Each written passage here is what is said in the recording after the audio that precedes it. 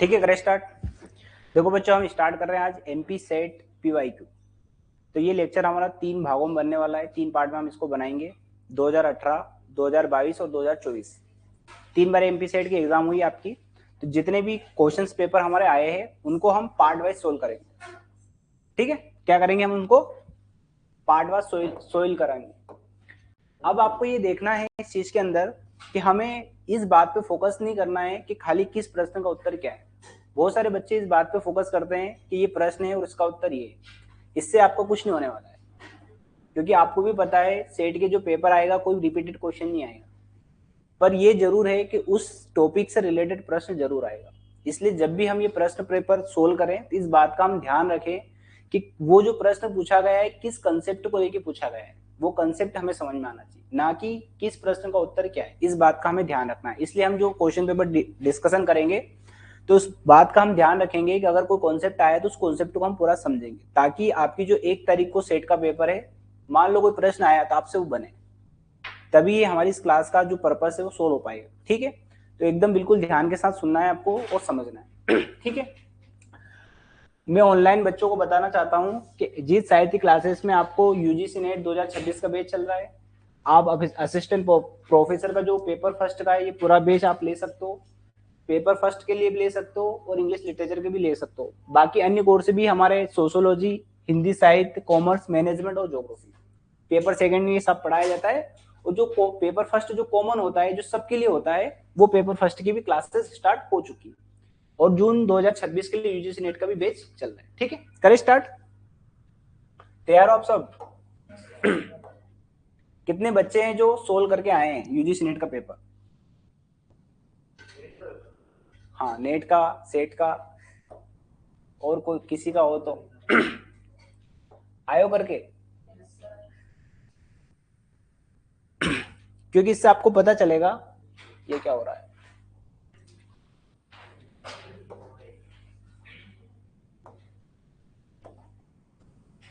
इससे आपको ये पता चलेगा कि हमने जो चीज पढ़ी है वो हमें कितनी आती। बेटा बात नहीं पीछे, हम क्या करते हैं जनरली, हम पेपर तो सोल्व कर लेते हैं, पर हमें ये भी पता होना चाहिए कि हमें कितनी आ रही है वो चीज।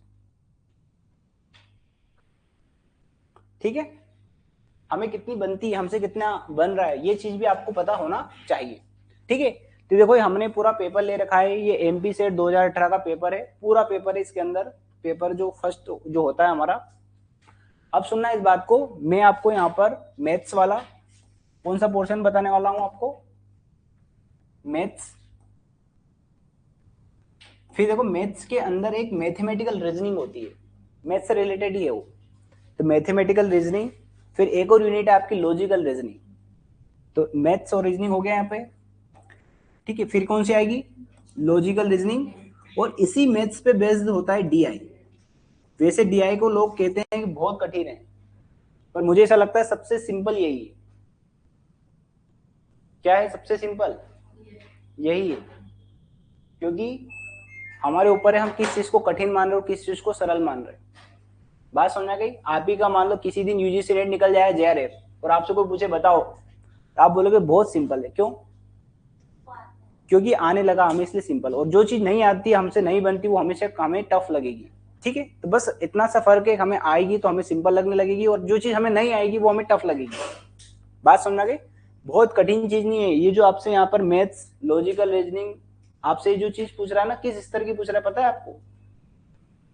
कॉलेज वाले नहीं पूछ रहा है, जो बी में पढ़ते हैं हम, वो तो पूछ ही नहीं रहा। वो पूछता पता नहीं क्या होता, जान निकल जाती सबकी। ये पूछ रहा है 10वीं लेवल का। और आपको सोचो आप 10वीं पास करके आए हो, कुछ बच्चे तो ऐसे होंगे जो 90%, 99% वाले भी होंगे।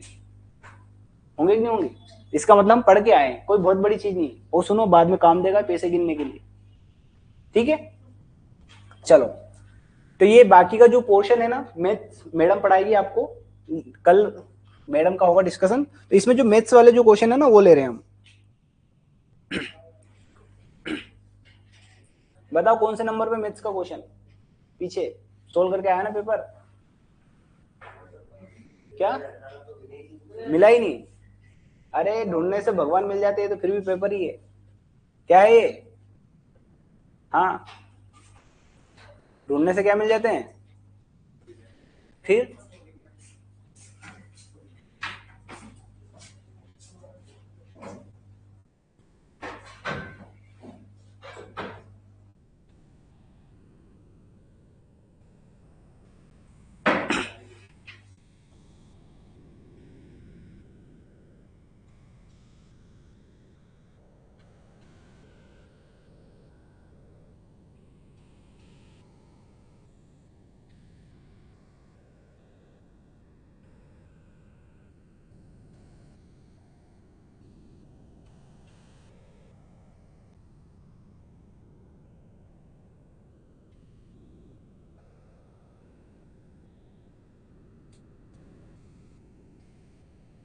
आपके पास पेपर है कि नहीं है?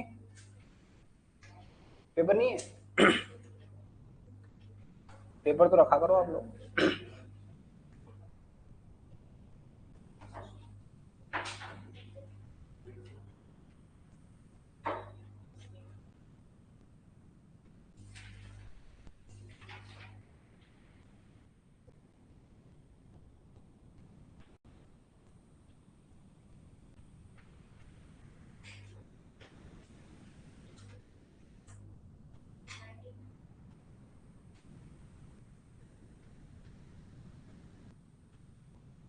ठीक है,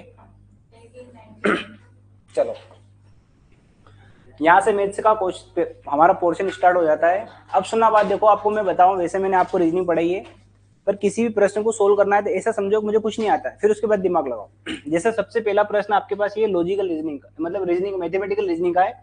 यहाँ पे लिखा है इफ रीड को अगर हम 14 लिख रहे हैं तो लर्न को हम क्या लिखेंगे?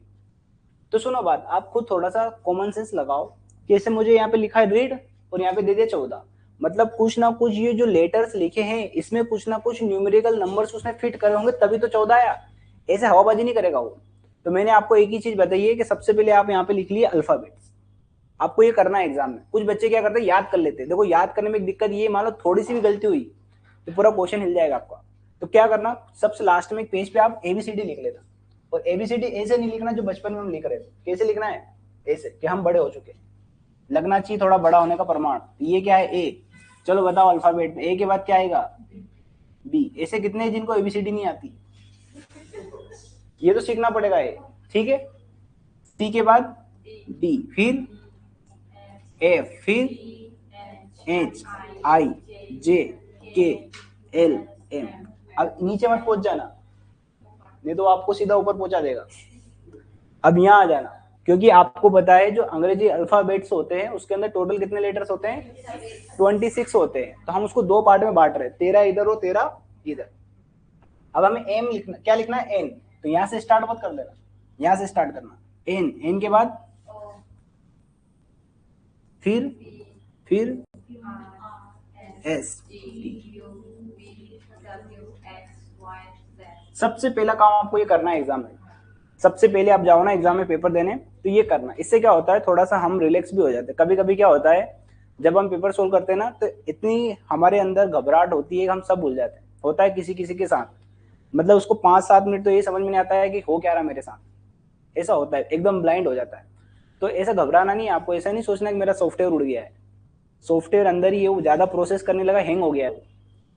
हमेशा ऐसा होता है, पेपर आने के हाथ में आने से पहले भले ही आप जेआरएफ निकालने वाले हो तो भी आपको घबराहट होगी। ये एक मानव स्वभाव है। इसलिए आपको क्या करना है, सबसे लास्ट पेज पे थोड़ा सा लिख के देख लेना है। इतना भी लिख लोगे ना तो आपका काम करने लगेगा दिमाग। ठीक है, ये लिखना है। फिर इस पर नंबरिंग कर देना है। क्या कर देना है? देखो इसका बहुत फायदा है। कोई सी भी लॉजिक, मतलब मैथमेटिकल रीजनिंग आएगी ना, सारे पैटर्न आपको यही दिख जाएंगे। देखोगे अगर अच्छे से आप, तो ये तो अभी एक क्वेश्चन देख रहे हैं हम। जितनी भी रीजनिंग पढ़ोगे ना आप, सारे पैटर्न आपको यही दिख जाए। पर ये कब दिखेगा? जब लिख लोगे आप। अगर नहीं लिखोगे तो आप हमेशा ब्लाइंड ही रहोगे, आपको ये पता नहीं चल पाएगा होने वाला क्या है। ठीक है, तो ये बताओ मुझे, ये कौन सा नंबर पे आएगा? 1। ठीक है। अब कुछ बच्चे दिमाग लगाए, सर आपने तो इसको भी 1 बोला था। तो पहले सीधा तो दिमाग लगा ले, फिर बाद में तो उल्टा लगा लेना। पहले सीधा तो लगा लो। क्यों? ऐसा होता है कुछ लोग, मतलब कुछ और ही करना चाहते हो नया, यहां से नंबरिंग स्टार्ट कर देते। 1 नंबर कर सकते हैं हम नंबरिंग, पर हम पहले सीधा करके देखेंगे। 1 के बाद ये क्या है? फिर 5, 6, फिर 7, 8, 9 और 10, 11, 12 और 13। ठीक है, फिर ये क्या है? फिर 16, 17, 18, फिर 21, 22, 23, 24 और ये 26। ठीक है, ये आप सब फोटो खींचो इसका, क्योंकि मैं जैसे जैसे पूछता जाऊंगा बताओगे, आपके हाथ में आंसर होगा, क्योंकि मैं बार बार नहीं बनाऊंगा। खींचो फोटो, फोटो खींच के रख लो अपने पास, क्योंकि लिखने में टाइम लगेगा। ठीक है, देख लिया। चलो इधर देखो, अब सुनो बात, जैसे यहाँ पे लिखा है ना रीड, तो आपको कुछ नहीं करना है, आपको ये देखना है कि जो आर है वो किस नंबर पे आ रहा है। तो देखो किस नंबर पे आ रहा है यार, 18 नंबर पे आ रहा है। इसका मतलब आर क्या है ना, ये रीड है, तो आर कितने नंबर पे, 18, फिर प्लस, फिर देखो ई कौन से नंबर पे, 5, ए कौन से नंबर पे, 1, और डी कौन से नंबर पे, 4। देखो इनको जोड़ो आप, कितने आ रहे हैं, 28। तो सुनो बात, आना कितना था, 28, अरे आना था ना, पर उसने लिखा कितना है, 14। इसका मतलब मुझे रिलेशन समझ में आ रहा है, क्या आ रहा है, थोड़ा सा रिलेशन समझ में आ रहा है कि भैया इसका आधा है ये। ऐसा कोई है जिसको ये नहीं पता कि इसका आधा है ये? बात समझ में आई? अब सुनो, यहाँ पे जरूरी नहीं है आधा ही करके दे, हो सकता है आपका जो सेट का पेपर उसमें डबल करके दे दे वो। मैंने लॉजिकल रीजनिंग पढ़ाई आपको, उसके अंदर ऐसे करके दिया है हमने, या तो यही दे दे वो। अब ये दे देगा तो तुरंत बच्चा आंसर पहचान लेगा, तो उसने और दिमाग लगा दिया, उसका आधा कर दिया। ठीक है, हो सकता है डबल कर दे, तो डबल करता क्या आता, 54, 56। बात समझ में आ गई? हो सकता था ऐसा भी कर सकता था, सुनो बात, एक और लॉजिक रीजनिंग लगा सकता, जैसे 4 लेटर है ना, तो हो सकता है इसके अंदर 4 प्लस कर देता हूं। बात समझ आ रही? हो सकता है इसके अंदर 4 माइनस कर दे, हो सकता है इसको 4 से ही भाग देता हूं। बताओ 4 से भाग दे देता तो क्या था, 7। आगे लॉजिक समझ में कैसे लगाया, लॉजिक मैंने लॉजिक ही लगाना है बस, इसी तो इसलिए तो नाम ही उसका रीजनिंग।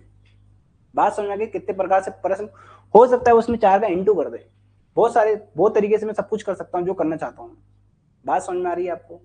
तो ऐसे पहचान लोगे ना आप, तो जब भी मैथ्स करता तो मुझे तुरंत समझ में आ गया कि मैंने इसको जोड़ा तो 28 आया, उसका आधा करा दे 14 आया, तो सीधी सी बात है, इन सबको क्या करूंगा मैं, 8 करूंगा, और क्या कर दूंगा उसका, 2 से डिवाइड करो, जो 8 करो, तो देखो एल कितने नंबर पर है, 12 नंबर पर। ठीक है, ये दिख रहा है कलर आप लोगों को, ये विजिबल है? चलो बोलते रहना है ना। ए कितने नंबर पे, 12, फिर क्या है ई कितने नंबर पे, 5, ए कितने नंबर पर है, आर कितने नंबर पे, 13, और एन कितने नंबर पे, 14। जोड़ो कितने आ रहा है,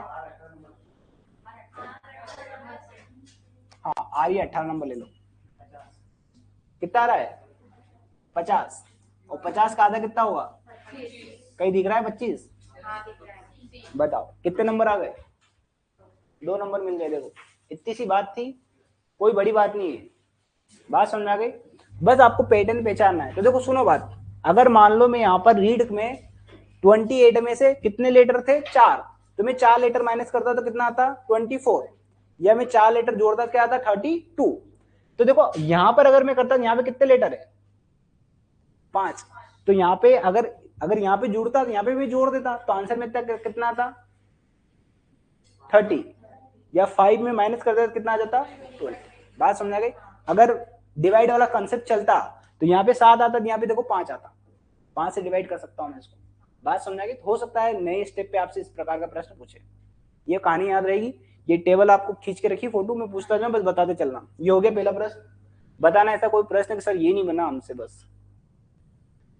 ठीक है, ये सब सॉल्यूशन है, देखने की जरूरत नहीं है आप लोगों को। ठीक है, अब देखो ये नया नंबर, देखो इसको,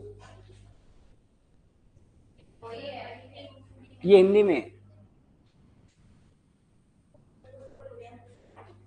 ऊपर चला गया क्या,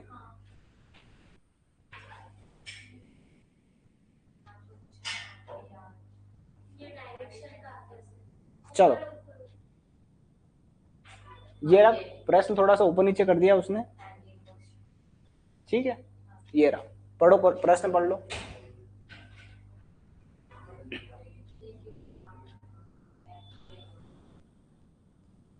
ठीक है, पढ़ लिया? चलो ठीक है, कुछ नहीं, कैरम खेल रहे, कैरम खिला देंगे इनको, कैरम खोलने का शौक है इनको, खिला दे। हिंदी वाले पढ़ लो एक बार, ये देख लो, कोई नाराज नहीं होगा यहाँ पे, नहीं तो बोले सर हिंदी में नहीं दिखाया। चलो ठीक है, सुनो बात, ये डायरेक्शन वाले प्रश्न है और डायरेक्शन वाले प्रश्न बहुत सिंपल है, सब करे थे हमने अच्छे से, पर सुनो देखो क्या कर रहा है। अब देखो यहाँ पे कैरम खेल रहा है, तो इसका मतलब आपको ये पता होना चाहिए कैरम कितने लोग खेलते हैं, 4, वैसे तो उसने 4 दे रखे हैं, ठीक है। तो जैसे मैंने बना दिया कैरम, आप खुद बनाने का प्रयास करा करो। ये क्या बना दिया मैंने, ये कैरम बना दिया मैंने, ठीक है। अब ये ग्रुप में खेलते हैं, आमने सामने वाले दोस्त होते हैं ना, होते कि नहीं होते, भले आप दुश्मन हो पर आमने सामने वाला दोस्त ही होगा खेलने में, भले वो सामने वाला हराना चाहता हो सामने वाले को, ऐसा होता है। तो पी क्यू आर एस 3-4 भाई ये लोग, ये 4 दोस्त लोग हैं, खेल रहे आपस में। अब देखो क्या बोल रहा है वो, पी और आर ये दोनों आपस में दोस्त है, और आर और क्यू क्या है, दोस्त है।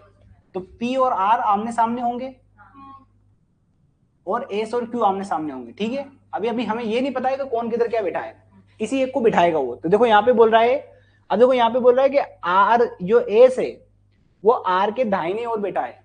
तो जैसे अगर मैं बिठाऊंगा तो ये मेरा क्या है, राइट है, किधर से लेफ्ट, और ये है लेफ्ट, इतना ध्यान होना चाहिए। और सामने देख के ही पता करना है आपको, जैसा मेरा मुंह है ना जिस साइड, मेरा जो लेफ्ट राइट होगा उसका भी लेफ्ट राइट होगा, ऐसा समझना। क्योंकि कुछ बच्चे देख ही नहीं पाते उसका लेफ्ट राइट क्या है। इसका लेफ्ट राइट देखना है तो आपको खुद को रख के देख लेना है बस, नहीं तो पता चले कि इसको किधर बिठाऊंगा। बात समझ आ गई, चलो ठीक है। अब देखो इससे मुझे कुछ भी पता नहीं चल पा रहा क्या करूं मैं, देखो और आगे बढ़ जाओ। फिर देखो क्या बोल रहा है वो कि क्यू का जो चेहरा है वो किस दिशा में है, पश्चिम की तरफ है। देखो आर का तो बाद में आएगा,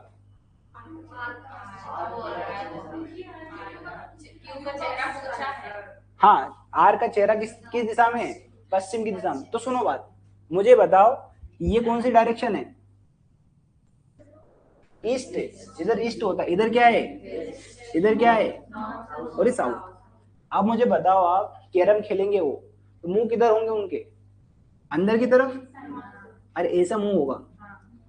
और जैसे मुंह होता है ना, जैसे इस तरफ मुंह होगा, तो देखो यहाँ पे जो बैठेगा ना, यहाँ पर उसका मुंह देखो वेस्ट साइड पश्चिम में, तो यहाँ पे बिठाऊंगा किसको मैं, आर को। बस ये बिठा दिया तो काम हो गया मेरा। देखो आर को बिठा दिया मैंने, आर का मुंह किधर है, पश्चिम की तरफ, हो गया। ये समझ में आया कि नहीं आया, नहीं तो आर को पता नहीं यहाँ बिठा देगा कोई, पश्चिम में कर, मुंह देख रहा है, मुंह चेहरा किस साइड में, ये बोला, ये नहीं बोला पश्चिम में बैठा है। ये ध्यान रखना है, इस भाषा का ही ध्यान रखना है, बस इसमें यही खेल है कि हम भाषा क्या पढ़ रहे हैं। देखो आर का जो चेहरा है किस दिशा में, पश्चिम की तरफ। कुछ बच्चे क्या करेंगे, इसी आर को यहाँ बिठा देंगे, बोला था पश्चिम में बिठा दिया हमने, बताओ चेहरा कहाँ हो, पीठ हुई तो पश्चिम में, फिर उसकी बात समझ आ रही है। ये तो हो सकता है एक और आंख को आप ऐसे मार के खेल रहे हो आप, वो बात अलग हो सकती है, कुछ नए अद्भुत प्राणी हो तो बात अलग है। बात समझ आ गई, थोड़ा सा लॉजिक देखना है क्या है। अब देखो यहाँ पर देखो आप, वो बोल रहा है जो एस है, एस क्या है, आर के दाहिने तरफ बैठा है।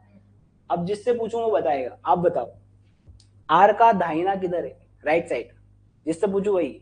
और क्लास में यूं नहीं करना है, जब पता चले एग्जामिनर डर जाए। इसका दाहिना बताना है, ये सब पढ़ाया है मैंने, इसका राइट लेफ्ट पहचाना जरूरी। तो सुनो बात, मैंने क्या बोला, जैसे ये बिठाना ऐसे अपने आप को बिठा लो। तो जैसे ये ऐसा बिठाना बेटा, बात नहीं पीछे, इधर देख लो, ये कैरम है और ये राइट है, तो ये मुंह मैंने इधर कर लिया कैरम की तरफ। अब देखो राइट इसका ऊपर है, बात समझ आ गई, मतलब मुंह अंदर होता है तो ये क्या है, राइट, और ये क्या है, ये पहचाना जरूरी है। अगर ये नहीं पहचान पाए तो फिर कुछ नहीं कर सकते। तो देखो ये जो एस है वो आर के दाहिने तरफ बैठा है, मतलब एस कहां पे बैठा है, राइट साइड ही बैठा है ना। ये अगर पहचान पाए तो ही हो पाएगा। और देखो कितना सिंपल, 1-2 बार करोगे ना आप, सब मैंने सब पढ़ाया आपको कि कौन किसकी तरफ होता है, सर्कल का बताया था पूरा घुमा घुमा के। ये तो कुछ भी नहीं, प्रश्न बच्चा है, इसके पिताजी दादाजी सब पढ़ाए। ये एस आ गया ना। अब मुझे बताओ इसके अलावा कुछ बताने की जरूरत है क्या आपको, इसके बाद भी कुछ बच्चों पर असर हो, और आगे तो कुछ बताओ। अरे आगे क्या बताओ, एस का विरोधी बताओ क्यों है, एस का विरोधी कौन है, अरे एस का दोस्त है ना, और इसके सामने ही तो बैठेगा वो। ये पहले ही बोल चुका है, नहीं तो पता चले सर प्रश्न ही अधूरा है ये तो। कुछ लोग होते हैं और भी ताक में रहते, और कुछ बताओ कि क्यों किधर बैठा है ना। अब पी का विरोधी, पी के सामने कौन बैठेगा, आर के सामने कौन बैठेगा, पी। ये हमें बाय डिफॉल्ट पता होना चाहिए। क्यों बोला ना कि ये दोनों दोस्त है आपस में, ये दोनों दोस्त है, बस ये बैठ गए। बताओ क्या बताने की जरूरत है, क्या पूछ रहा है वो। तो क्यू का चेहरा किस दिशा की ओर, बताओ क्यू का चेहरा किस दिशा में, बस उत्तर ही तो चाहिए था उसको, उत्तर। अब कुछ लोग ने पता नहीं मतलब किसका नाम लिया और बोला बस भगवान उत्तर दो, भगवान उत्तर दे दिया, उत्तर लग गया। ये कुछ संयोग है, कभी कभी लग जाते हैं, होता है ना, कभी कभी हो जाता है, ऐसा हो जाता है। ठीक है, किसी का दिन होता है, कहते ना उस दिन हमारा है, वो दिन आपका ही होगा, उत्तर मिल गया, मिल गया उत्तर, बस ये खत्म। अब ऐसे कोई सा भी प्रश्न अगर आपसे दिशा वाला है ना, तो बेसिक सा कंसेप्ट ये रखना, वैसे दो टाइप के होते हैं, एक सर्कल वाला होता है, जब भी सर्कल में होगा, मैंने सब सारे प्रश्न कराए थे, सुरक्षा वाला भी करवाया था, गार्ड वाला भी, ऐसे बैठने वाला भी बताया था, तो जब भी ऐसा सर्कल आ जाए, उस सर्कल में कोई बैठा होगा तो उनका मुंह इधर होगा, ठीक है। तो यहाँ पे मैं जिसको भी बिठाऊंगा तो उसका राइट हैंड ऊपर आएगा, लेफ्ट हैंड नीचे आएगा, बस ऐसे सबको बिठा देना गोल गोल। फिर एक हमने पंक्ति वाला भी बिठाया था, ऐसे लाइन में बिठाए थे लोग, ऐसे लाइन में। तो जैसे मान लो कोई व्यक्ति नीचे नीचे मुंह करके बैठा है, नीचे मतलब साउथ की तरफ मुंह करके बैठा है, तो साउथ की तरफ मुंह करके बैठेगा तो इसका लेफ्ट किधर आ जाएगा, इधर, ऐसे बैठ जाओ ना आप भी, इसका लेफ्ट राइट अपने आप को देख लेना, बस इमेजिन करके, ऐसा मत करना घूम घूम के पूरा घूम रहे चारी और एग्जाम के अंदर, कॉपी इधर रखिए, घूम गए पूरे दाव दक्षिण दाव सब करने लगे। ये इसका क्या है, लेफ्ट, और ये इसका क्या है, राइट।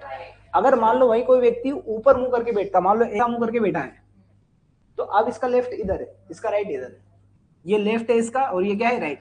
ऐसा सिंपल सा प्रश्न हो सकता है, इस बार ये प्रश्न पूछ लिया, अभी जो नया सेट आया उसमें हो सकता है पंक्ति वाला प्रश्न पूछ लिया आपसे, तो हमारा बस ठीक है इधर मैडम, बाद में करता लेफ्ट राइट, ऐसा पंक्ति वाला प्रश्न हो सकता है। तो बस आपको बिठाना आना चाहिए कि कौन किस डायरेक्शन में बैठ रहा है, ठीक है। बढ़े आगे, बढ़े, हो कर लोगे आप जितने भी प्रश्न आगे, ये सब सॉल्यूशन दे रखा है, देखते रहना आराम से। चलो अगला प्रश्न बताना, ऐसा कोई प्रश्न बताना कि हाँ सर ये आपने पढ़ाया नहीं था और ये आ गया। ये देख लो आप, हिंदी इंग्लिश में देख लो,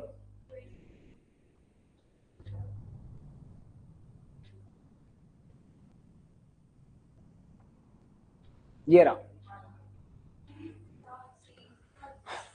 अब देखो एक सीरीज दे रखी है, अब देखो इस सीरीज में सबसे पहला काम, जब भी कोई सीरीज देना आपको, तो आपको सिंपल सा लॉजिक ढूंढना है, इसके अंदर क्या लॉजिक। तो देखो सुनो बात, आपको सबसे सबसे पहले डिफरेंस निकालना है। क्या निकालना है, डिफरेंस निकालना है, इनके बीच में डिफरेंस कितने का है।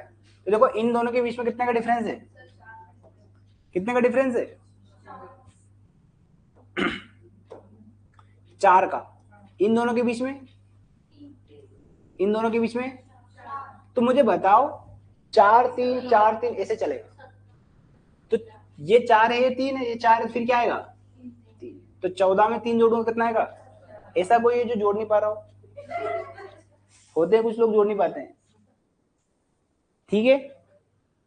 आप सोचो देखो कितना सिंपल लेवल है, कितना बच्चे वाला खेल है, कुछ भी नहीं है इनमें, बस थोड़ा सा हमें अपना दिमाग खोल के रखना है वहां पर।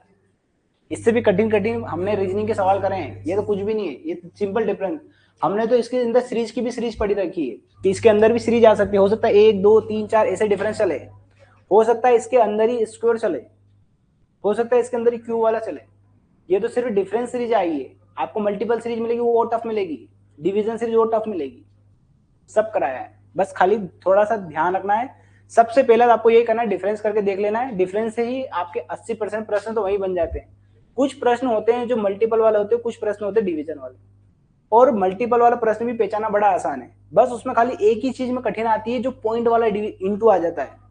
बस खाली जब भी इस टाइप का प्रश्न दिखे आपको पॉइंट में, जैसे मान लो 1 है, अब मान लो मैं 1 का डबल करता तो 2 आता, 2 का डबल करता तो 4 आता, 4 का डबल करता तो 8 आता, 8 का डबल करता 16 आता, तो इसको पहचाना बड़ा आसान था। अब एग्जामिनर ने क्या हुआ, कुछ ऐसा करूं कि बच्चा पहचान ही नहीं पाए, तो सुनो 1 में 2 का इंटू ना करके 1.5 का इंटू कर दिया, ये बात समझ में आ रही है। तो कुछ ऐसा इंटू करा उसने, जिससे बच्चा देखे तो पता नहीं चल पाए उसको इंटू हुआ कि क्या हुआ है, हुआ तो हुआ क्या है, बात समझे। तो जैसे इसका सबसे अच्छा एग्जांपल आपको देखो मैं खुद बनाना बताता हूँ सीरीज। जैसे मैंने एक नंबर ले लिया 16, ठीक है, एक नंबर ले लिया, देखो आप खुद बनाना सीखो। अब मान लो मुझे 1.5 चलाना है, इसके अंदर क्या चलाना है 1.5, और 1.5 का मतलब ही होता है 3/2। सबको देखने का तरीका है, बस देखते आना चाहिए, ठीक है। अरे 1.5 का मतलब होता है 3/2। अब पहले तो इसका मैं करूं आधा, तो 16 का आधा कितना आएगा 8, और 8 का करूंगा 3 टाइम तो कितना आएगा, बात समझ आ गई। फिर इसका करूंगा आधा, फिर इसका करूंगा 3 गुना, तो 24 का आधा कितना होता है, 12 का 3 गुना कितना होता है नहीं पहचान पा रहा हूं। फिर इसका क्या करूंगा मैं, आधा आधा कितना होगा, 18 का 3 गुना करूंगा कितना आएगा 54। बात समझ में आ गई। तो मैं आपसे यहाँ पूछूंगा बताओ, अब बच्चा इतने में घबरा जाता है वो, बताओ यहाँ पे लॉजिक नहीं लगा पाएगा, थोड़ा सा डिफरेंस लगाना है। तो सुनो बात, जब भी इस टाइप से आपको कोई चीज मिले और जब डिफरेंस बहुत ज्यादा दिखे आपको, तो कहीं ना कहीं वहां पे मल्टीपल वाला केस मिलेगा आपको, ठीक है। तो आपको क्या करना, अनुपात ले लेना। अनुपात कैसा, जैसे 24 में 16 का डिवाइड कर दो, कर दिया डिवाइड, काट लो इसको। तो देखो मैं काटूंगा 8 से तो 3 बार कटेगा, और इसको काटूंगा 2 बार कटेगा, 3/2। ऐसा कोई सा भी अनुपात ले सकता है वो, 3/4 का अनुपात ले सकता है वो आपसे, लेना है उसका हाथ में, ले लिया, ऐसे अनुपात बना लिया। फिर इसका इनका अनुपात देख लो, 2 का देख लोगे तो भी काम चल जाएगा। बात समझ गई। अब देखो यहाँ पे काटो, किससे कटेगा, 4 से काटोगे, ये 9 बार कटा, और ये कितनी बार कटा, 6 बार। इसको और काट लो, ये कितना बटेगा, 3 से काटोगे 3 बार, ये कटेगा 2, तो ये भी 3/2। बस मुझे कुछ नहीं करना है। अब देखो यहाँ पे जो भी आएगा मैं उसको x मान लूंगा। ये भैया साहब कौन है, x, ठीक है। तो देखो x में किसका भाग दूंगा मैं, तो कितना आना चाहिए, बस कर लूंगा इंटू। अब देखो 2 से काटूंगा इसको, कितना आएगा 27, और 27 क्या करूंगा कितना आ जाएगा, ये 81 मेरा आंसर आ गया। बस ऐसे कर लेना। चलो कर बढ़े आगे। देखो हमारा पर्पज सिर्फ ये नहीं है कि इस प्रश्न का उत्तर ढूंढ के चल जाए हम, इससे आपको क्या लगता है ये अगली बार फिर से आएगा क्या, ये अब नहीं आएगा। ये कुछ आपको दे के गया है, कुछ सीखो, पढ़ो लिखो, बस समझो इसको, आगे जाए बढ़े आगे। ये हिंदी वाले देख लो, देख लिया, खुश नसीब आप लोग, देखो उत्तर देखने के बाद प्रश्न मिला है। चलो ये रहा 21 नंबर प्रश्न, पढ़ो पहले, बहुत सिंपल सा प्रश्न है। और सुनो बात, ये प्रश्न आप जनरली करोगे तो आपको समझ में नहीं आएगा क्या हो रहा है, पर आपने अगर वो टेबल बना रखी ना तो आपको तुरंत आंसर दिखेगा इसका। ये दिखा, ये देख लिया आपने, और उस टेबल में जाके देखो आप, कुछ दिखेगा आपको। ये हिंदी वालों देखो आप, देखो ये हिंदी वाले हैं, ये पेपर बनाने वाले भाई साहब ने को पता नहीं क्या कर रखा है, उधर चिपका दिया उसको। वो टेबल निकालो आप, जो हमने बनाई थी, बनाओ, निकालो फटाफट, और कुछ देखो अगर दिखा, अगर आपको देखो, दूसरे के अंदर हम बुराइयां बहुत ढूंढ लेते हैं, जो दिखती नहीं वो भी ढूंढ लेते हैं, पर यहाँ तो सब दिख रहा है फिर भी नहीं देख पा रहे हैं। बात क्यों, क्योंकि हम जानने का प्रयास नहीं कर पा रहे हैं। दिखा नहीं दिखा,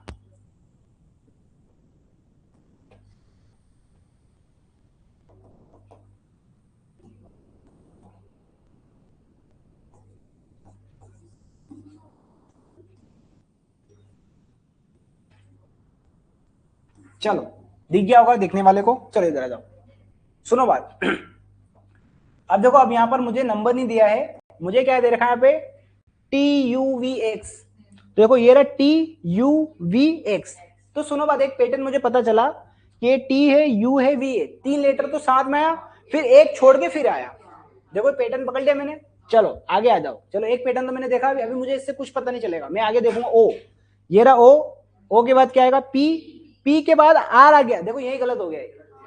तो सुनो, सुन लो बात, अभी इससे भी गलत नहीं बोल सकता ना, आगे और तो देख लो, हो सकता है कि इसका पैटर्न सब में दे रखा हो। बात समझ गए। तो मुझे इतना तो पता चल गया कि इसमें क्या होगा, तो जो मुझे डिफरेंस मिला इसके बीच में, यहां देख लूंगा मैं, यहाँ पे कौन था, अरे W, यहाँ पर बीच में, यहाँ पर छोड़ दिया उसने, देखो ये पे Q दिख गया ना मुझे, यहाँ पे तीसरे नंबर पे, यहाँ पे दूसरे नंबर का। अच्छा ये देखूंगा मैं, देखो B C D E को छोड़ के F, इसका मतलब समझ गया आंसर मेरा क्या है, A आंसर है।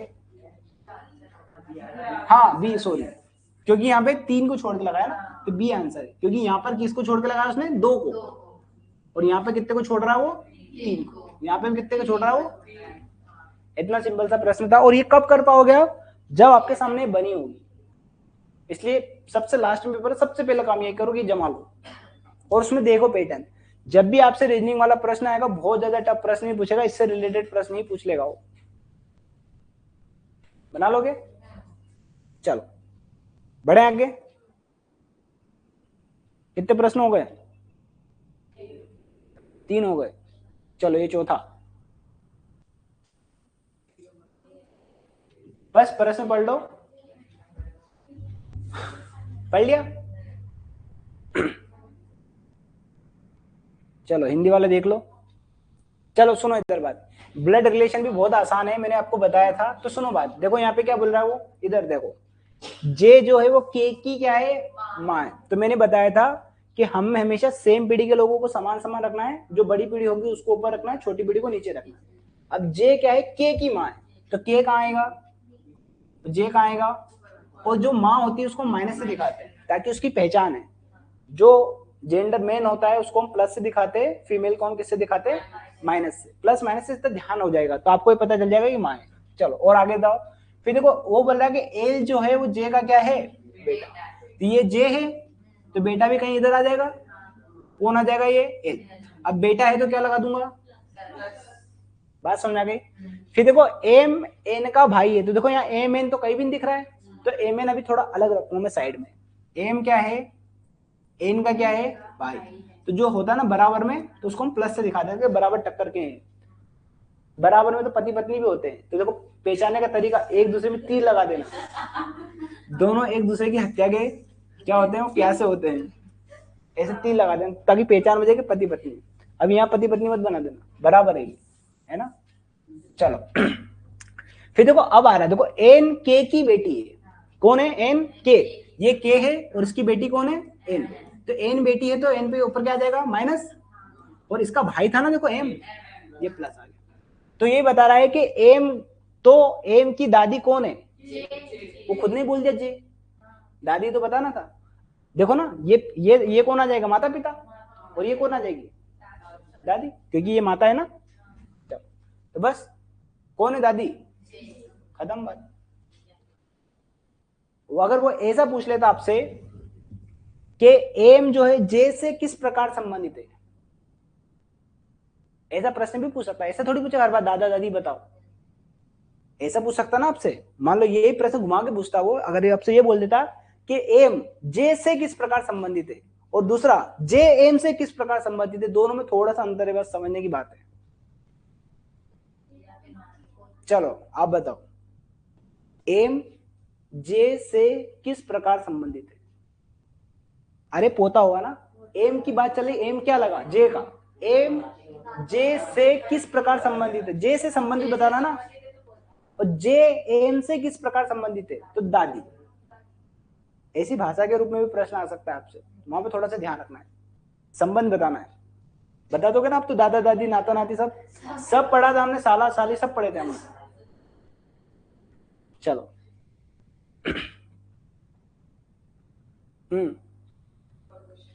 ये लो,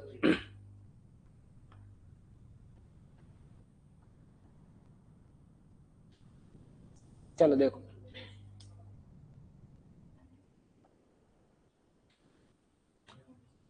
अगर इसका प्रश्न अगर कोई दे नहीं पाया जिसको मैंने पढ़ाया है, तो इधर बोतल में छोटा सा पानी रखा है, मतलब मैं बता रहा हूँ जो हमने जो क्लासिकल स्कोर ऑफ अपोजिशन पढ़ा है, मैं बात इतना सिंपल लॉजिक टॉपिक है, हर प्रकार के प्रश्न बनेंगे अगर आपने अच्छे से पढ़ा है तो। पढ़ लिया प्रश्न को? चलो ये क्यों नाराज हो रहा है, चलो ठीक है, दिख रहा है अब। सुनो बात, चलो बेटा पीछे बात नहीं, ये प्रश्न हम बाद में करेंगे, थोड़ा सा पहले समझेंगे, ठीक है, क्योंकि प्रश्न में कुछ नहीं रखा है। सुनना बात, हमने पढ़ा था एक क्लासिकल स्क्वायर ऑफ अपोजिशन का, तो बिल्कुल आपको देखो, आपने पढ़ा है बचपन में, स्क्वायर, स्क्वायर का मतलब होता है जिसकी चारों भुजाएं क्या हो, बराबर, ये स्क्वायर बना दिया मैंने। अब देखो चार कोने हैं, तो चारों को चार कोने पकड़ा देंगे हम। तो आपको भी पता है कि जो हमारे अल्फाबेट्स होते हैं उसके अंदर वोवेल्स होते हैं और क्या होते हैं, कंसोनेंट। तो जो वोवेल्स होते हैं उनको हमने नाम दे दिया है, ए, ई, आई और ओ, ऐसे ही जमाना है, ठीक है। और हमें ये पता है कि ये जो है ये है यूनिवर्सल पॉजिटिव, इसको बोलते हैं ऑल एस आर पी, ये पॉजिटिव है। ये यूनिवर्सल नेगेटिव है कि all S R not P, या इसको बोलूंगा नो एस आर पी, ठीक है। ये पता होना चाहिए बाय डिफॉल्ट, क्योंकि रीजनिंग इसी पे टिकी है। फिर ये सम वाला है, ये सम पॉजिटिव है और ये सम नेगेटिव है, ठीक है, इतना समझ में आया। फिर इसके बाद मैंने एक रिलेशन बढ़ाया था इन दोनों के बीच में, कि जो ए और जो ई होता है इनके बीच में जो रिलेशन होता है उसको बोलते हैं कॉन्ट्ररी। क्या बोलते हैं हम, ये आपको याद रखना है, क्योंकि हो सकता है स्टेटमेंट के रूप में ही दे देगा कि निम्नलिखित में से कौन है जो एक दूसरे के कॉन्ट्ररी है। बात समझना कि फिर आपको पता होना चाहिए कि ए और ई के बीच में कौन सा रिलेशन है। अब देखो कॉन्ट्ररी होता क्या है, अब देखो इसमें आपको इतनी सी बात याद रखना है कि ए और ई जब भी कॉन्ट्ररी होते हैं इसका मतलब ये होता है कि ये दोनों एक साथ में कभी भी ट्रू नहीं होंगे, बस इतना सा बोला मैंने, ये आपको पता होना चाहिए, ट्रू नहीं होंगे, एक साथ ट्रू नहीं होंगे। इसका मतलब अगर ये ट्रू हुआ तो ये क्या होगा, और ये अगर ट्रू होगा तो ये क्या होगा, बस इतना कह सकता हूं। अगर मान लो ये फॉल्स हुआ तो इसके बारे में कुछ कह सकता हूं क्या, नहीं, मतलब फॉल्स होगा तो कुछ नहीं कह सकता, बस ट्रू में कह सकता हूं। इसके जस्ट नीचे होगा, इसका जस्ट उल्टा होगा, इसलिए उसको बोलते हैं सब कॉन्ट्ररी। तो यहाँ पे हम उल्टा बोलेंगे, यहाँ पे दोनों एक साथ में क्या नहीं होंगे, फॉल्स। अगर मान लो ये फॉल्स है तो ये क्या होगा, ट्रू, 100% होगा। अगर ये फॉल्स होगा तो ये क्या होगा, ट्रू। पर अगर ये ट्रू हुआ इसके बारे में मैं कुछ नहीं कह सकता, अनडिटरमाइंड। बात समझ में आ गई, ऐसा हमने पढ़ा था। फिर एक और यहाँ पे पढ़ा था कि ये जो ए और ओ है और ई और आई है ये दोनों एक दूसरे के क्या होते हैं, कॉन्ट्रडिक्शन, मतलब हमेशा उल्टे ही होंगे। अगर मान लो ये ट्रू हुआ तो ये हमेशा फॉल्स, ये अगर फॉल्स हुआ तो ये हमेशा ट्रू, और उल्टा भी सही चलेगा। बात समझ आ गई, ऐसा रिलेशन हमने इनके बीच में पढ़ा था। फिर एक रिलेशन और पढ़ा था, अगर ये ऊपर वाला ये अगर ट्रू है तो ये भी नीचे वाला भी क्या होगा, ट्रू। और इनके बीच का जो रिलेशन था उसको बोलते थे हम अल्टरनेशन, सब अल्टरनेशन बोलते थे, एक दूसरे पे आश्रित है, ट्रू है तो ट्रू।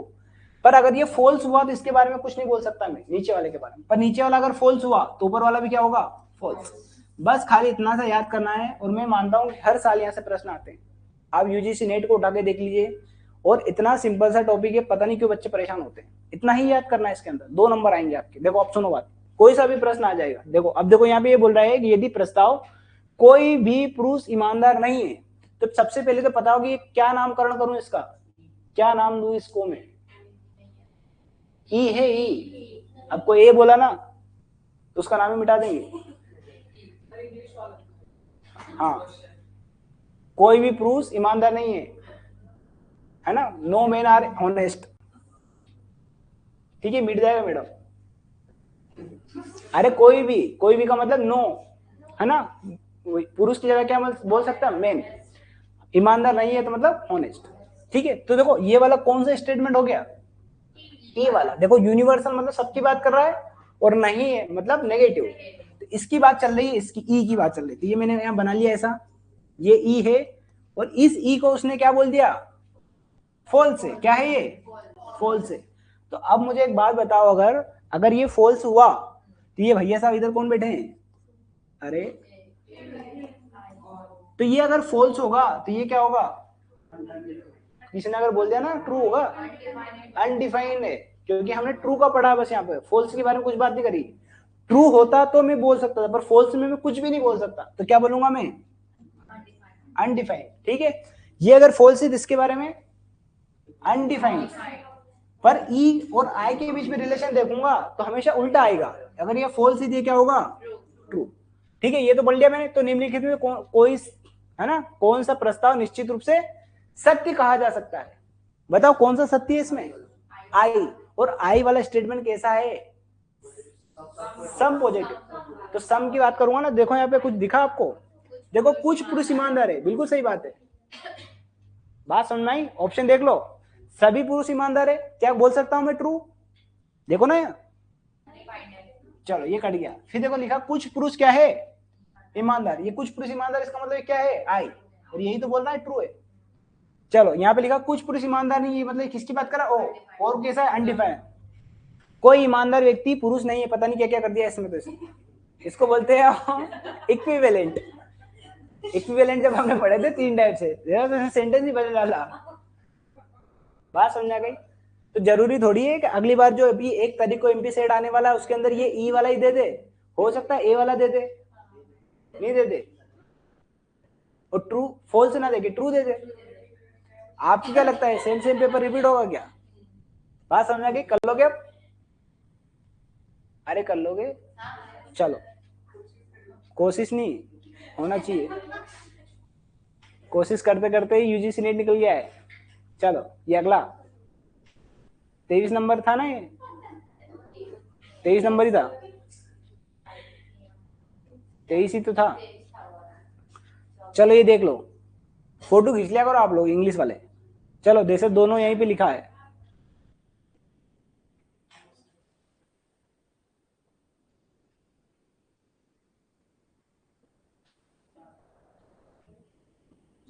अब सुनो बात, यहाँ पे एक वेन डायग्राम दे रखा है आपको, क्या दे रखा है, और वो दिख नहीं रहा है, जिसे चपकाने वाले ने पता नहीं कहाँ गायब कर रखा है उसको, ओरिजिनल पेपर में है वो, देखो ना कहाँ है, एबीसीडी कहाँ है, दिखा, ये समझ में आया पहले, अरे समझ में आया, इसने क्या कर रखा है, जो पेपर बनाने वाला व्यक्ति था ना, देखो ये रहा, देखा, तो ये 4 ऑप्शन दे रखे हैं आपको यहाँ पर, और आपको जो ऊपर जो स्टेटमेंट दे रखे थे ना, उसके अनुसार पहचानना है कि कौन सा वेन डायग्राम सही है, ठीक है। तो सुनो बात, ए वाले सुनो इधर देखो, बहुत सिंपल सा लॉजिक है, बहुत सिंपल सा, देखो अब मैंने सब पढ़ा है, मैंने ये तो कुछ नहीं पूछा, हमने 3 दिन के बीच में रिलेशन भी देखा था, ठीक है। तो सुनो बात, 2 मिनट सुनना पहले आप प्रश्न को, पहले आप देखो यहाँ पे क्या क्या स्टेटमेंट दे रखा है, तो सुनो बात, वैसे तो ये ना, इसको यहाँ बना लेते हैं हम, ये 2 बने हैं, एक बाहर बना है, फोटो खींच के मैं बनाता हूँ, ताकि वही प्रश्न में समझोगे तो आपको समझ में आ जाएगा, दिखेगा ये,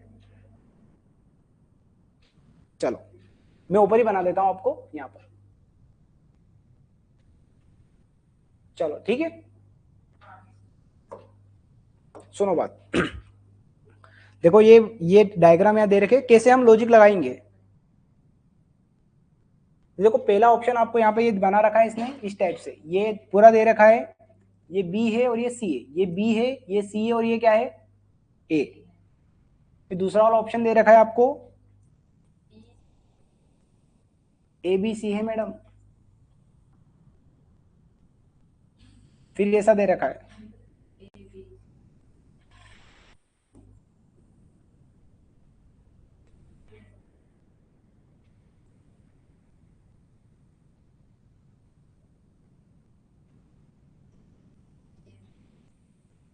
चलो ठीक है, ये ऑप्शन दे रखे हैं, थोड़ा सा दिमाग लगाएंगे तो हमारा ऑप्शन बन जाएगा। सुनो बात, देखो यहाँ पे क्या बोल रहा है कि अधिकांश गिटार वादक क्या है, दाढ़ी वाले पुरुष होते हैं, अधिकांश बोला है, अधिकांश का मतलब सभी की बात नहीं कर रखा है, ठीक है, ये सब बोल रखा है उसने अधिकांश, तो जब भी ऐसा है ना, मोस्टली देखो यार, most guitarist are beard man, most की बात कर रहा है, तो जब भी इस टाइप से आता ना, जैसे एक ऐसा आ जाए, ऑल का आ जाए, जैसे मैं बोलूं कि ऑल एस आर पी, सुनना बात, इसका मतलब क्या हो, ऑल एस आर पी है, मतलब एस यहां पर है और पी यहां पर है, इसका मतलब ये होता है, पहले टाइप का हो गया।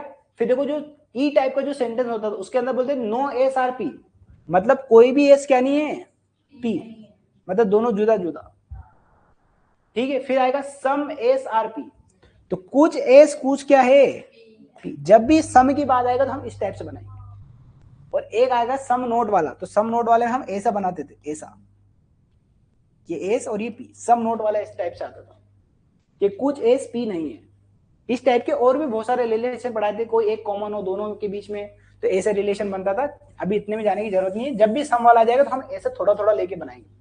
तो यहाँ पे यही बोल रहा है ना कि most guitar and are beard man, तो ये गिटार वाला है, और ये कौन है, बियर्ड वाला, ठीक है। अब सुनना बात, यहाँ पे क्या बोल रहा है, यदि सभी पुरुषों को, पुरुष जो है उसको क्या नाम दूं, ए, जो पुरुष है वो क्या नाम दूं उसको, ए, पुरुष को हमने क्या बोल दिया, ए। फिर जो दाढ़ी वाले उनको क्या नाम दे दिया उसने, बी, नाम दे दिया, एक नामकरण कर दिया, और जो गिटार वाले उसको क्या नाम दिया उसने, सी। अब मुझे एक बात बताओ कि जो पुरुष होगा, पुरुष में ही तो आएगा ये दाढ़ी वाला, और उसी के अंदर ये आएगा, तो सुनो 2 मिनट शांति पकड़ो आप, देखो ये है पुरुष, तो पुरुष तो ये ए हो गया, और इसी के अंदर कौन आएगा, दाढ़ी वाला मैन, ये दाढ़ी वाला आ गया बीच, पूरा आएगा ना, ऐसा तो नहीं है कोई आधा है, ये पूरा है ना, जो भी दाढ़ी वाले हैं, अब वो अलग बात है किसी और हो रही नहीं हो रही है, पर यहाँ जितने भी दाढ़ी वाले मैन होगा, इसका मतलब बाय डिफॉल्ट है कि वो पुरुष ही होगा। पर सुनना, 2 मिनट लॉजिक समझना, अब यहाँ पे बोला गिटार, तो मुझे बताओ क्या गिटार सिर्फ दाढ़ी वाला ही बजाएगा, पुरुष बजाएगा, तो क्या पुरुष ही बजाएगा, अरे महिला भी बजाएगी, तो सुनो, जो गिटार वाला है, जो गिटार बजा रहा है, वो यहाँ पे आएगा, देखो यहाँ पर ऐसा, मतलब इस पुरुष से बाहर आएगी वो महिला, ये आपको सोचना है दिमाग लगा के, तो सी देखो यहाँ पे आएगा, देखो ऐसा कहां पे दिख रहा है आपको,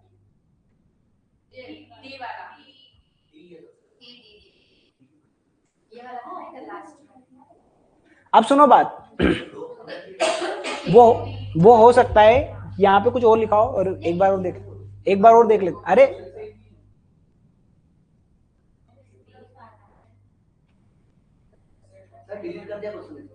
हाँ डिलीट इसलिए कर दिया ना बालक, दोनों ऑप्शन है।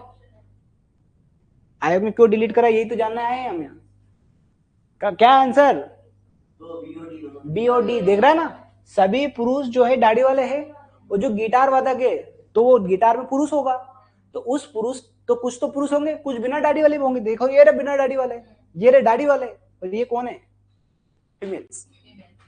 तो जब भी आप इस टाइप के प्रश्न करो तो वहां पे हमेशा मेल और फीमेल का एंगल याद करना है आपको। जैसे एक वर्ड आएगा आपका विद्यार्थी, बेटा इधर पीछे बात नहीं, जैसे एक वर्ड आ जाएगा विद्यार्थी, तो विद्यार्थी के अंदर दोनों आ जाएंगे, छात्र और छात्रा है, ऐसे देगा वो हमेशा जिसके अंदर मेल फीमेल छुपा हो। पर हम उसको क्या करते हैं, हमारी जो बायसनेस है वो क्या कहती है कि चाहे पुरुष ही होगा, इसलिए बायसनेस से फ्री होकर काम करना है। जब भी ऐसा वर्ड दे दे जो न्यूट्रल हो, तो आपको हमेशा वहां पे इस बात को देखना है कि मेल है कि फीमेल। और ऐसा जरूर प्रश्न आएगा जिसके अंदर दोनों चीज होगी पर दिखेगी नहीं, आपको देखना है आपको। जैसे यहाँ पे आपको गिटार वादक है, तो हो सकता है कुछ व्यक्ति ने अंदर ही डाल दिया उसको, इस टाइप से। ठीक है, चलो बन गया, बना लोगे।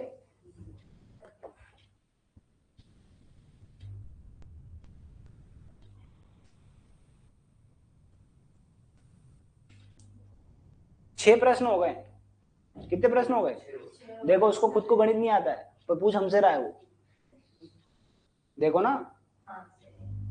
चलो पर ये लॉजिकल रीजनिंग स्टार्ट हो गई है, 5-5 प्रश्न होना चाहिए, एमपीपीएससी ऊपर नीचे कर देता है वो। ये हो गया खत्म, ठीक है, ये हो गया। ये रहा अगला प्रश्न, देखो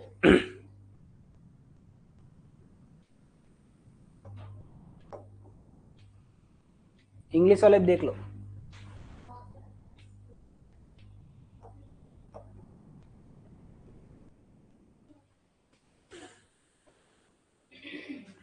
अब सुनो बात, बहुत सिंपल सा लॉजिक है, इधर देखो। अब आपको एक वेन डायग्राम बनाना है, इनके तीनों को रिलेशन को लेके। तीन चीज दे रखी है आपको, एक दे रखा है गाजर, एक दे रखा है भोजन, और एक दे रखा है सब्जी। अब आपको पता है भोजन जो होता है वो सबसे बड़ा होता है, क्योंकि सुनो भोजन के अंदर हम बहुत चीज खाते हैं, खाली सब्जी नहीं खाते हैं। तो ये भोजन रहा, क्या है ये, अरे चलो ये आया भोजन, ठीक है। अब देखो भोजन के अंदर हम सब्जी भी खाएंगे रोटी भी खाएंगे, तो भोजन के अंदर आएगी सब्जी, बात समझ आ गई। अब देखो और सब्जी के अंदर क्या है, गाजर, ये लो, बात समझ। तो थोड़ा सा रिलेशन देखना है आपको, बहुत बड़ी चीज नहीं है। यहाँ पे कुत्ते बिल्ली गाय का भी आ सकता है, कि आपको रिलेशन देखना है उनके बीच में क्या रिलेशन है, आई बात समझ में। ऐसा भी हो सकता है कि सब अलग अलग भग रहे हो, ऐसा भी हो सकता है। तो बहुत सिंपल से डायग्राम है ये, अब एक दो बार देखोगे ना आप तो बन जाएगा। चलो अगला कौन सा प्रश्न है,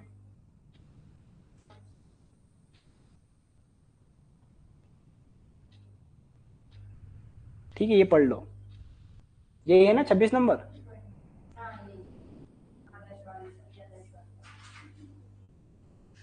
चलो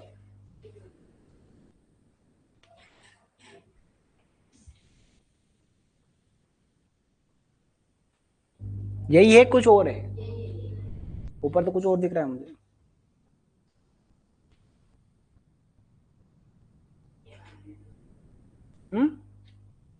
चलो यही करो।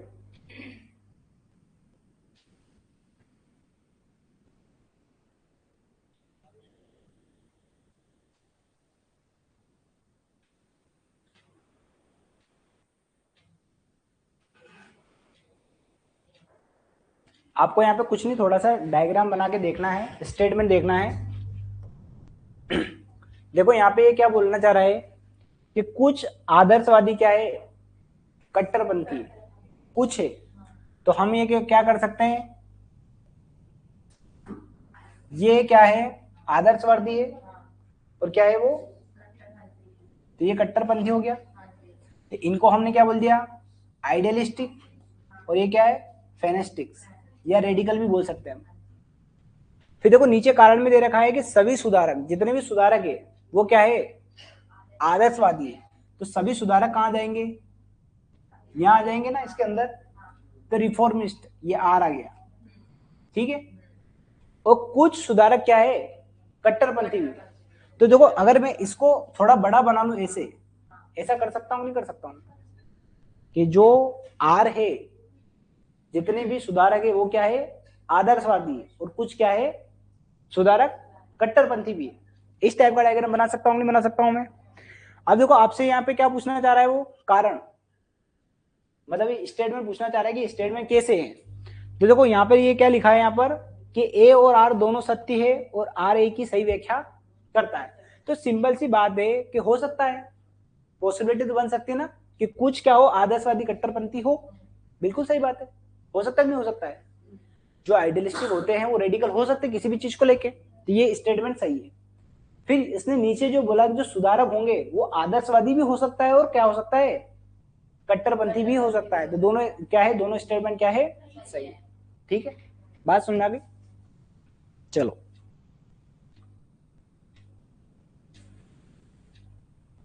ये इंग्लिश वाला क्या गया, ये ऊपर नीचे कर दिया कुछ प्रश्न, दिख रहा है आपको, देखो ये इंग्लिश में ना ऊपर चला गया वो, और ये यहाँ पे आया है। चलो ये करके बताओ।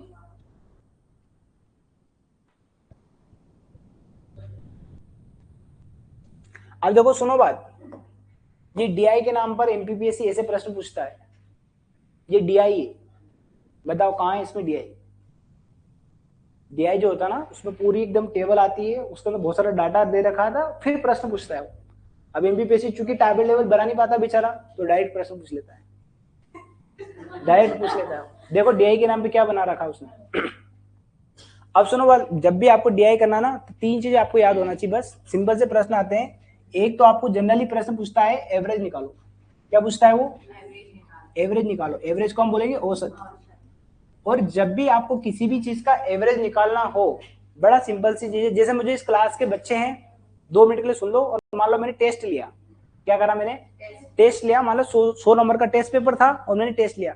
तो हो सकता है किसी के 50 नंबर आए, हो सकता है किसी के 100 में से 100 आ गए, हो सकता है किसी के 99 आ गए, किसी के 100 मतलब 90 आ गए, 80 आ गए, सबके अलग आ गए।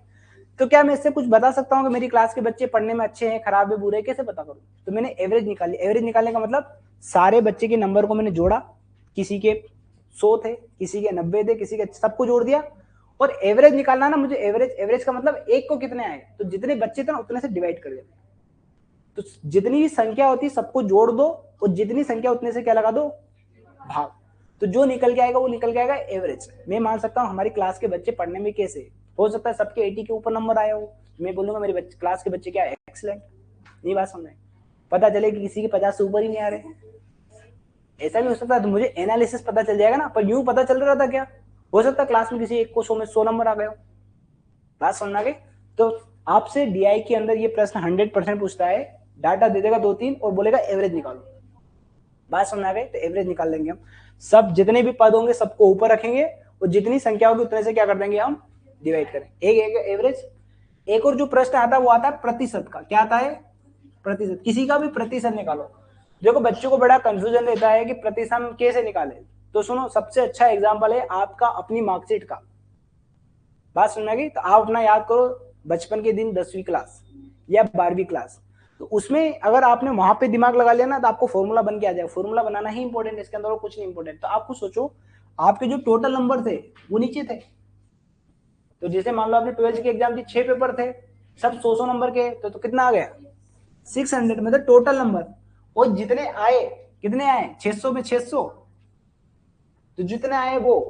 तो देखो ये करूंगा ना मैं, इससे तो मुझे अनुपात मिलेगा, अनुपात। देखो आंसर पॉइंट में आएगा, जबकि मैं क्या निकाल रहा हूं, परसेंट। तो इंटू क्या कर दूंगा मैं, 100 का।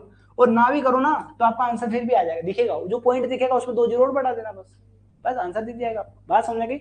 अगर आपने ये फॉर्मूला बना लिया ना परसेंटेज का, आपका प्रश्न का उत्तर बन जाएगा। बात समझ आ गई। एक तो सिंपल सा ये परसेंट आ गया कि किसी भी चीज को कोई दी हो और उसका परसेंटेज निकालना।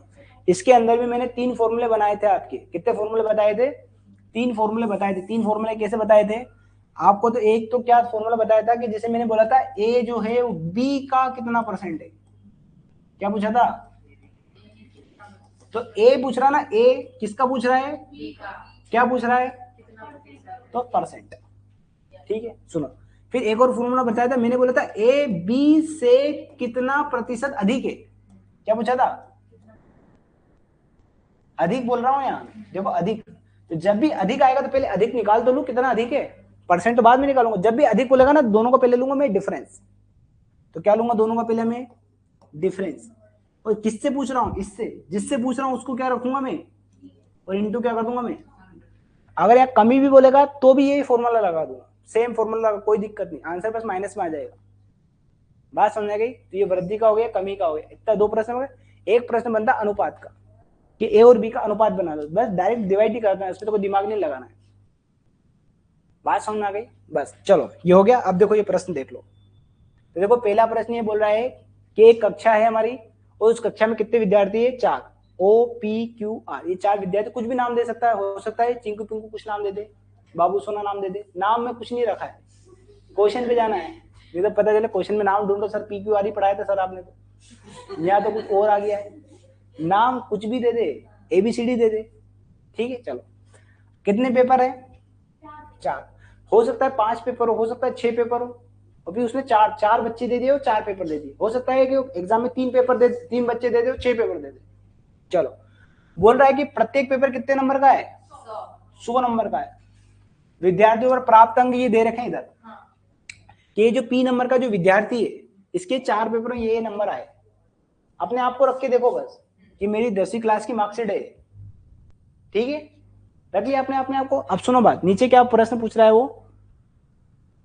और यहाँ पे देखो ये भी है, देखो महान हस्तियां पेपर देने नहीं गए, जैसे कि अभी वैभव सूर्यवंशी नहीं गया है, नहीं गया ना, देखो बस ये याद रखो आप, जो एग्जाम में आएगा वो याद नहीं रहेगा। चलो पहला प्रश्न पढ़ो, ये पहला प्रश्न पढ़ो।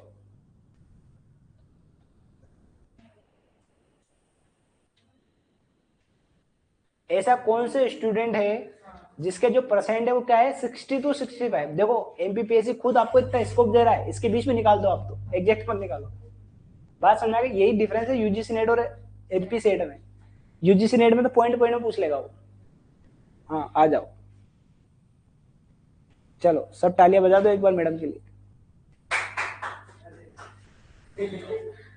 चलो कहाँ गया हो, हिंदी वाले देख लो।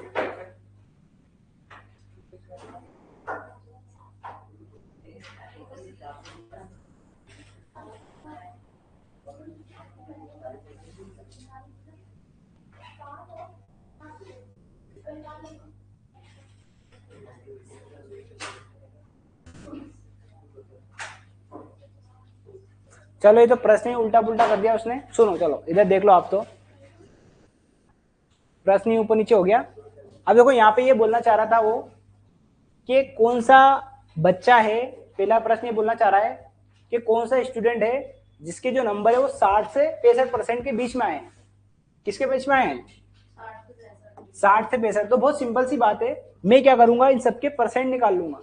तो परसेंट निकालना बड़ा आसान है, मैं इन सबको जोड़ूंगा और कितने से भाग दे दूंगा, 400 से। ठीक है, बात करूंगा। पर आप थोड़ा सा कॉमन सेंस लगा के देखो, यहाँ पे ऐसा कौन सा बच्चा है जिसके सबसे ज्यादा नंबर है, सबसे ऊपर वाले की सबसे ज्यादा नंबर है, क्योंकि बाकी सब तो एब्सेंट है। ये देखो ये भी एब्सेंट है, ये भी एब्सेंट है और ये भी एब्सेंट है। टोटल में देखो ना सबसे ज्यादा इसके नंबर आएंगे, जोड़ो कितने आ रहे हैं। देखो ये 55, 50, 100 तो यही हो गए, और ये कितने हो गए 160, और 81 जोड़ो 241, और 241 डिवाइड बाय कितने आएंगे 400। अब देखो कुछ बच्चे क्या करते हैं, एग्जैक्ट डिवाइड करने का प्रयास करते हैं, एग्जैक्ट डिवाइड करने का प्रयास करते हैं, तो आपको क्या करना है, टोटल डिवाइड नहीं करना है। देखो इधर देखो, पूरा डिवाइड नहीं करना है आपको। तो देखो मैं अप्रोक्स ले सकता हूं, उसको 240 बना लूंगा। थोड़ा सा दिमाग लगाओ, अभी अभी 241 को डिवाइड करो ना, थोड़ा कठिन है आपके लिए, तो आप इसको 0 बना लो। देखो ये काट दी मैंने, काट दिया, अरे कटा नहीं कटा। फिर देखो इसको 4 से काट सकता हूं मैं, ये कितनी बार कटेगा 6 बार, ये कटेगा 10 बार। ठीक है, फिर इसको काट दूंगा मैं। तो देखो सुनो बात, अब काटने की जरूरत नहीं है, 10 को काटना मत, 10 तो अच्छा है ना, डायरेक्ट डिवाइड कर दो। देखो 60% आगे नहीं आ गया, और यहाँ तो ज्यादा था, हमने कम करा है, इसलिए जो परसेंट आएगा थोड़ा ज्यादा आएगा, तो 60 से 65 के बीच में है। इसका मतलब ये है हम बिना कैलकुलेशन करे भी क्वेश्चन का आंसर ढूंढ सकते हैं अच्छे से। बात समझ में आ गई? तो क्या आंसर आ जाएगा? ए। बात याद रहेगी। अब ये क्या करा, ऑप्शन ही ऊपर नीचे कर दिया उसने, पता नहीं क्या क्या कर रखा है। चलो देखो, अब ये अगला प्रश्न है कि किस विद्यार्थी ने न्यूनतम औसत अंक प्राप्त किए। तो आपको क्या करना है, सभी का क्या करना है, नंबर जोड़ना है, और कितने से डिवाइड करना है, 4 से, क्योंकि एवरेज नंबर निकलेगा। अब देखो आपको सबको डिवाइड करने की जरूरत भी नहीं, जो सबसे ज्यादा जो नंबर आएंगे ना सबको जोड़ना और 3 सबसे भाग लगा दो, आपका काम। तो सुनो बात, देखो एवरेज निकालना है यहाँ पर, थोड़ा सा ध्यान रखना आपको, किसका न्यूनतम पूछा है उसने।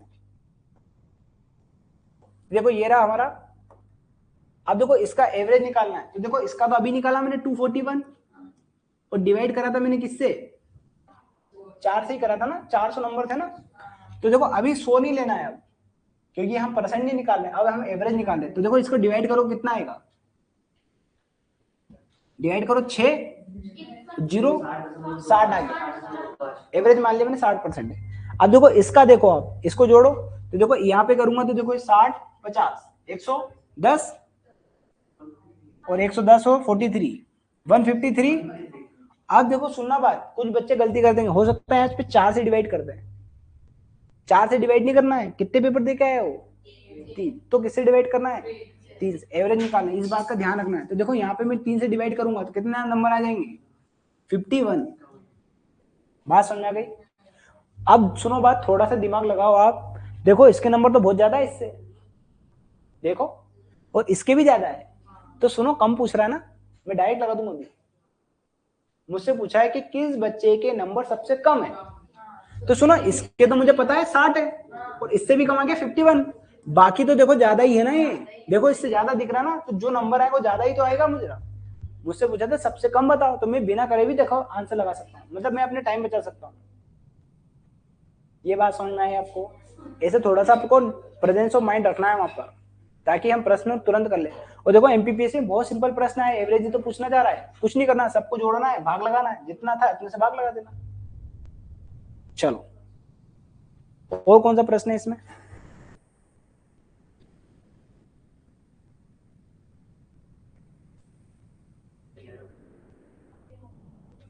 हाँ ये न्यूनतम वाला हो गया ना।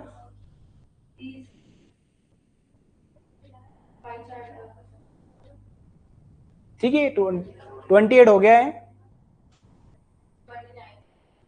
अब देखो सुनो बात, ये दे रखा है यहाँ पे दे रखा है मासिक व्यय निम्नलिखित पाई चार्ट में दर्शाया। ये व्यय है मतलब खर्चा है, और ये हमने करा था बहुत अच्छे से, जब भी एक पाई चार्ट था उसके अंदर हमारी कितनी इनकम है और कितना हम खर्चा कर रहे हैं। बहुत सिंपल सा प्रश्न है। देखो अब ये प्रश्न ये पूछना चाह रहा है आपसे,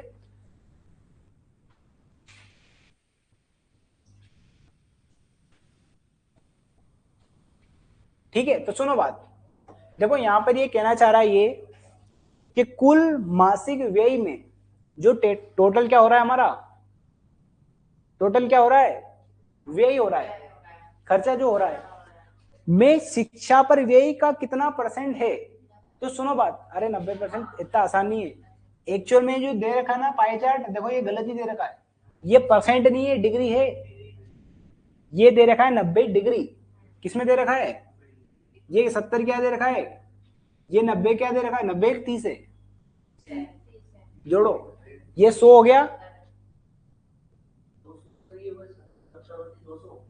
हाँ 30 ही है, 360 डिग्री हो गया, तो डिग्री दे रखा था। अब देखो मैंने आपको बताया था कि डिग्री को हम परसेंट में कैसे चेंज करेंगे। आपसे किसका पूछ रहा है वो, एजुकेशन का। एजुकेशन कितने डिग्री है, 90 डिग्री है, और 90 डिग्री को मुझे किस में कन्वर्ट करना है, परसेंट में। तो देखो मैंने आपको एक बात बताई थी कि जो पूरा चार्ट होता है वो कितने परसेंट होता है, 100%। परसेंट बोला है, कितने परसेंट होता है, 100%, और डिग्री में बोलूं तो 360 डिग्री। अब देखो मुझे डिग्री की वैल्यू चाहिए, 90 डिग्री की वैल्यू चाहिए, तो पहले 360 को इधर लाऊंगा। बात समझ में? जिसकी वैल्यू चाहिए ना आपको, ये परसेंट है, 100% नहीं, परसेंट है। अब मुझे पहले देखो 90 डिग्री की वैल्यू चाहिए ना, तो डिग्री को कन्वर्ट करूंगा मैं, मतलब इस 360 को पहले इधर लाऊंगा, पहले 1 डिग्री का मान निकालूंगा। बात समझ में आ गई? तो 360 से क्या कर दूंगा मैं, डिवाइड। ठीक है, ये कितनी डिग्री आ गई, 1 डिग्री। मुझे कितनी डिग्री का मान चाहिए, तो कितने का इंटू कर दूंगा, ये 90 का मैंने इंटू कर दिया, बस ये परसेंट में आ गया है, क्योंकि यहाँ पे भी डिग्री थी, यहाँ पे भी डिग्री थी, डिग्री डिग्री, ऐसे आपकी एमबीए बीए की डिग्री से डिग्री कट गई, इसीलिए यूजीसी नेट देना पड़ रहा है।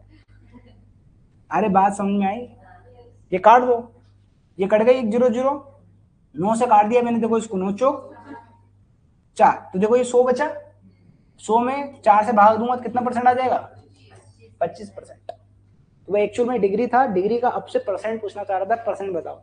अभी यहाँ पे आपसे एजुकेशन का पूछा है, मैं बता दूं, क्लोथ का बता दूं, बता दोगे? बस खाली ये लॉजिक याद रखना है आपको कि 100 जो परसेंट होता है वो किसके बराबर होता है, 360 डिग्री के। ठीक है, बात समझ में आ गई, कर लोगे? और कोई सा प्रश्न?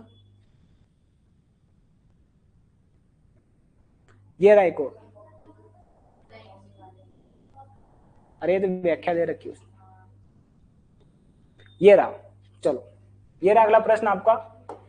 अब देखो यहाँ पे ये क्या पूछना चाह रहा है कि यदि भोजन पर आपका जो फूड है इस पे कितना व्यय कर रहे हैं आप, 1500 रुपए, तो वस्त्र पर कितना व्यय करोगे आप? तो सुनो, फूड पर फूड कितने डिग्री है, 170 डिग्री, कितने के बराबर दे रखा है, 1500 रुपए। आपको किसका निकालना है, क्लोथ का। क्लोथ कितने डिग्री है, 70 डिग्री। तो पहले 1 डिग्री के मान निकालो, पहले 1 डिग्री को नीचे ले जाओ, तो देखो 1 डिग्री का मान कितना आ जाएगा, 1500 बटे 170। मुझे कितने का चाहिए, 70 डिग्री का चाहिए ना, तो 70 डिग्री का 70 का मैं इंटू कर दूंगा। बात समझ में आ गई, ये काट दूंगा, बस सोल्व कर लूंगा। करो सोल्व, सोल्व कर लो फटाफट। कुछ दिख रहा है क्या,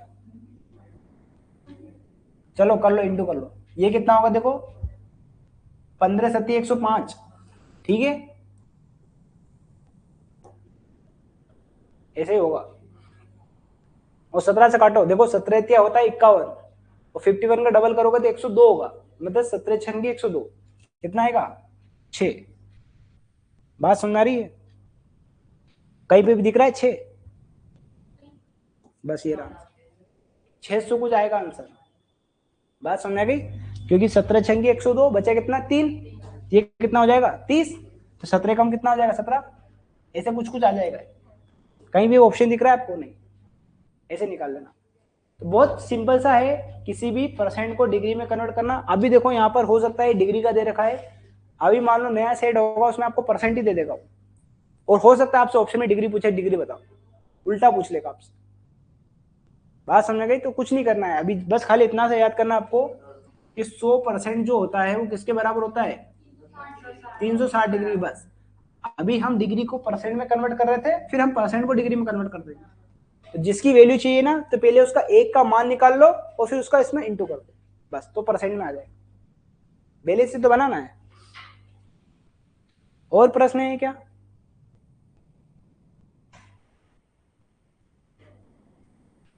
चलो ये रहा, अरे ये तो वो है, सॉल्यूशन है तो